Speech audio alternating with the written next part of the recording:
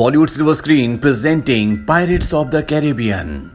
इस कहानी की शुरुआत होती है 1720 में, जहां पर समंदर में एक बहुत बड़े जहाज को दिखाया जाता है। इस जहाज में एक लड़की होती है जिसका नाम होता है एलिजाबेथ। वो समुद्री लुटेरों का गाना गा रही होती है। तभी वहां पर एक आदमी आता है और वो एलिजाबेथ को ऐसा करने से मना करता है। वो कहता है कि इस समुद्री लुटेरों का इलाका है, तुम्हें उनका ये मनहूस गाना नहीं गाना चाहिए।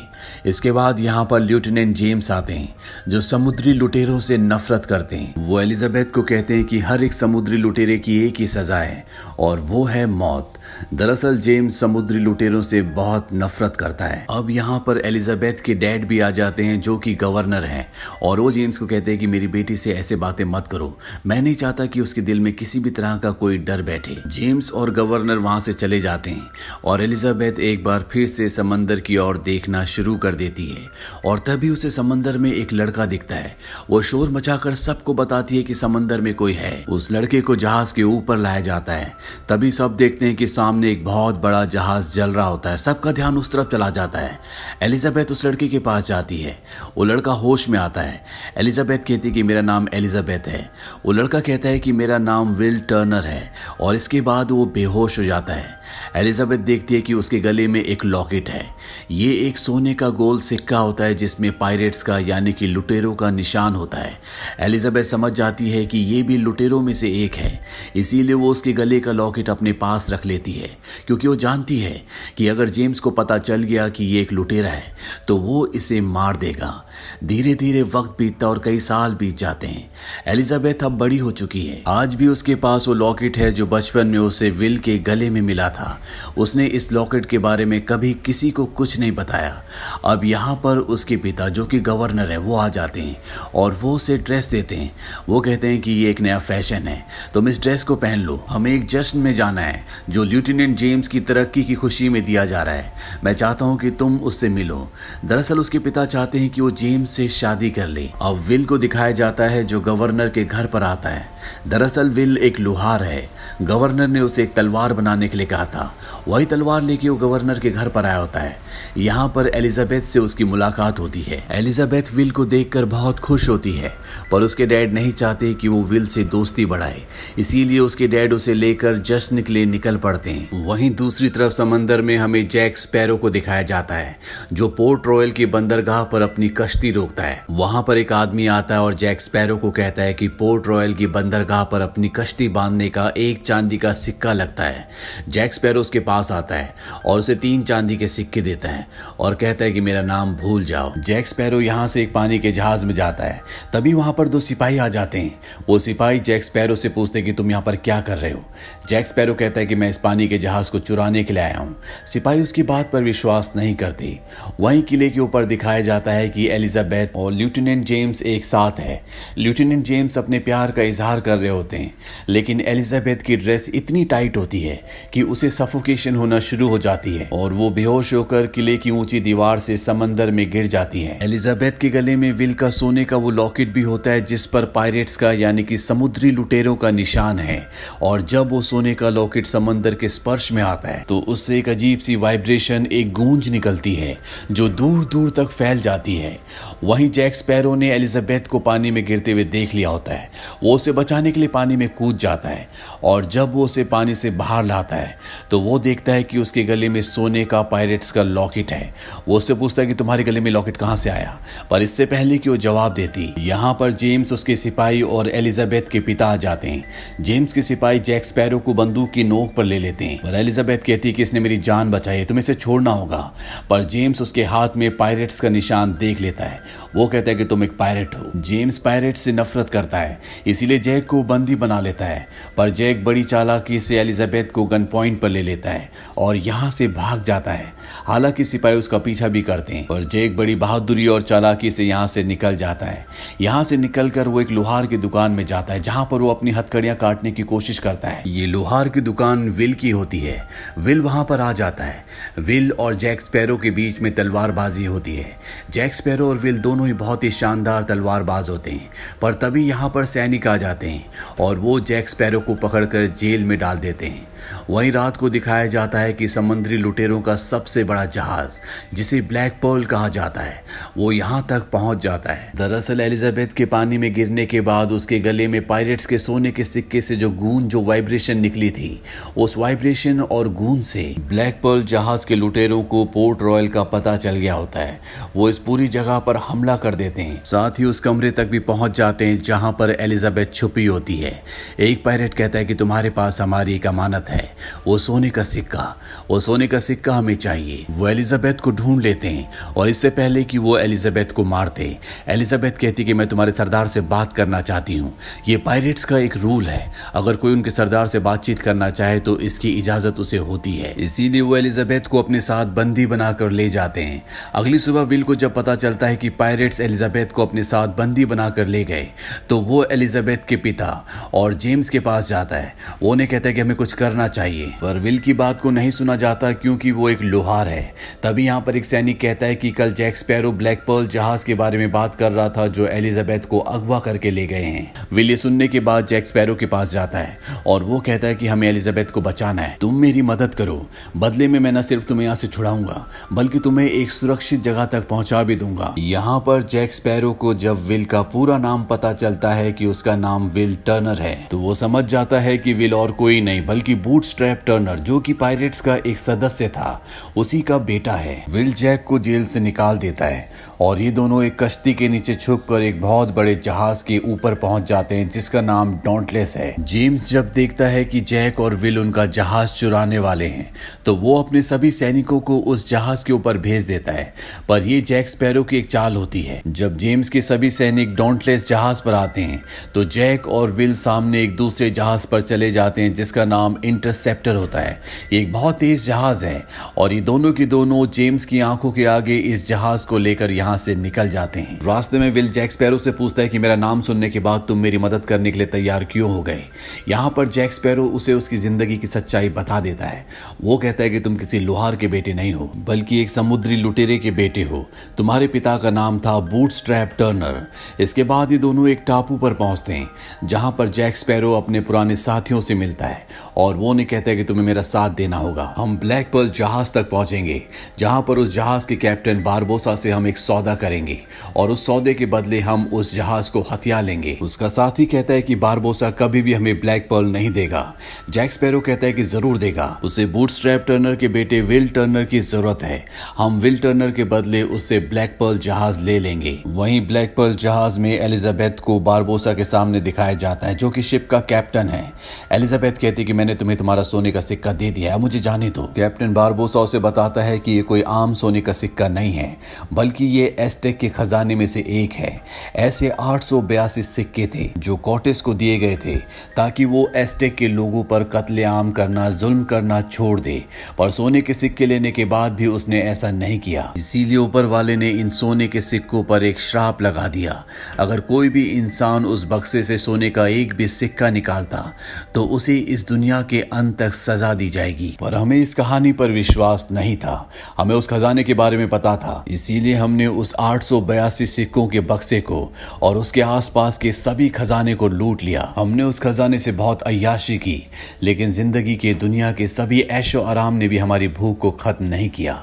हम सब के सब श्रापित हैं और अगर हमें श्राप को खत्म करना है तो हमें उन 882 सिक्कों को ढूंढना होगा। हमने सारे सिक्के ढूंढ लिए थे और अब आखिरी सिक्का हमें तुम्हारी बदौलत मिल गया। हम उस पर तुम्हारा खून चढ़ाएंगे और श्राप से मुक्त हो जाएंगे। एलिजाबेथ यहाँ पर मौका देखकर बारबोसा को चाकू मारकर बाहर भाग जाती है, लेकिन जब वो बाहर जाती है तो पूरी तरह से हैरान हो जाती है क्योंकि वहां पर एक भी इंसान नहीं होता, सबके सब कंकाल होते हैं। तभी बारबोसा उसके पीछे से आता है। वो कहता है कि मैं कई सालों से प्यासा हूं लेकिन मैं अपनी प्यास नहीं बुझा सकता। मैं कई सालों से भूखा हूं लेकिन मेरी भूख नहीं मिटती। मैं सालों से मरना चाहता हूं लेकिन मर नहीं सकता। मुझे कुछ भी एहसास नहीं होता और अब मैं श्राप से किसी भी तरह से मुक्त होकर हमेशा के लिए मुक्ति चाहता हूं। हूँ।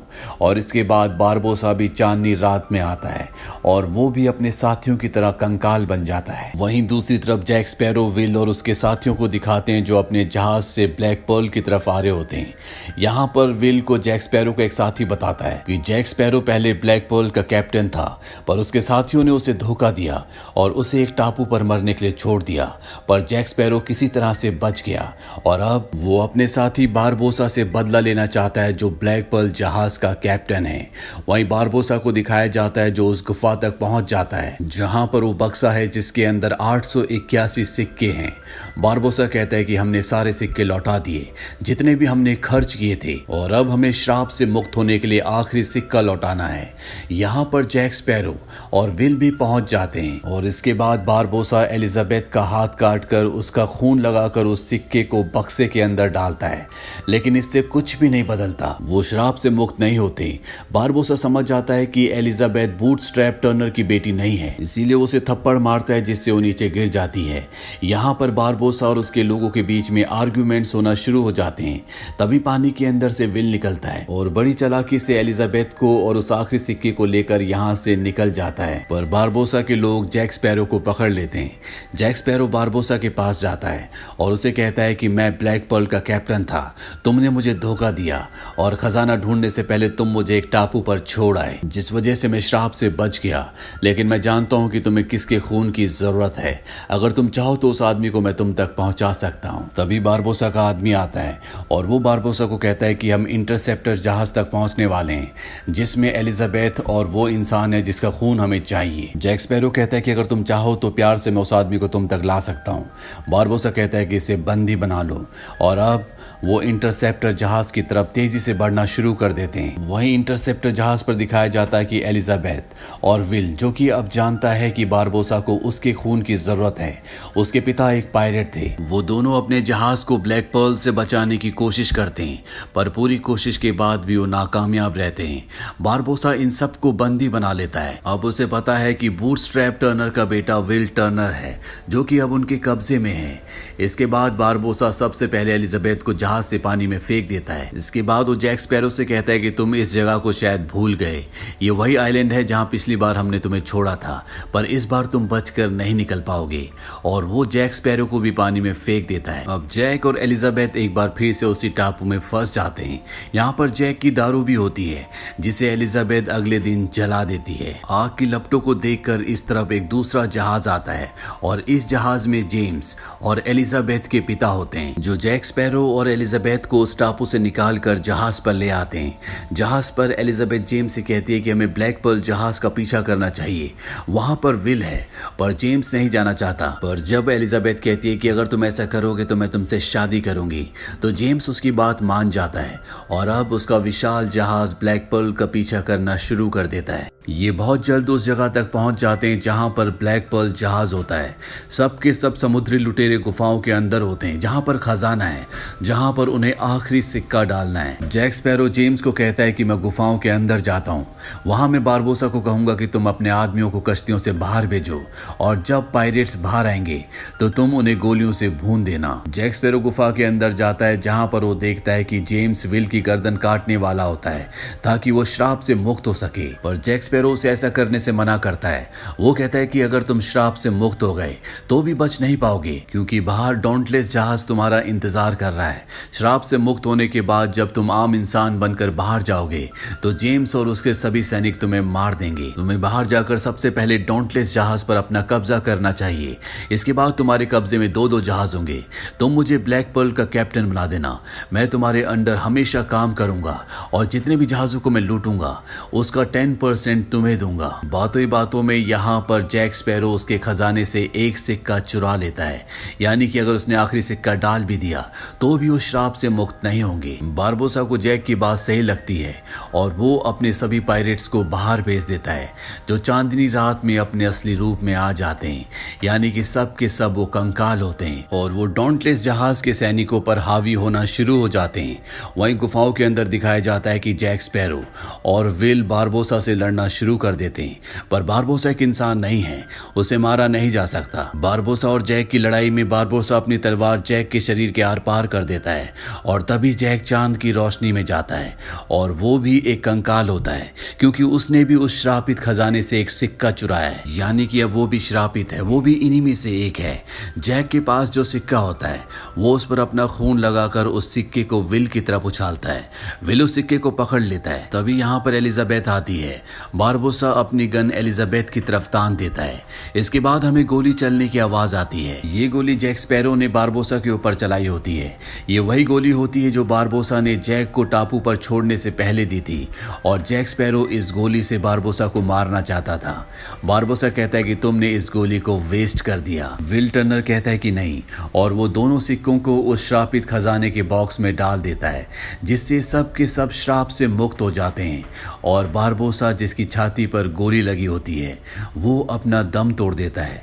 वहीं डॉन्टलेस जहाज पर जितने भी पायरेट्स होते हैं अब वो आम इंसान बन चुके हैं, इसीलिए वो अपनी हार मान लेते हैं। इसके बाद दिखाया जाता है कि पोर्ट रॉयल में जैक स्पैरो को फांसी दी जा रही होती है।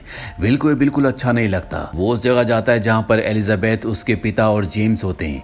वो एलिजाबेथ को कहता है कि मैंने तुमसे कभी नहीं कहा, लेकिन मैं तुमसे बहुत प्यार करता हूं। और ये कहने के बाद वो उस जगह जाता है जहां पर जैक स्पैरो को फांसी से लटकाया जा रहा होता है।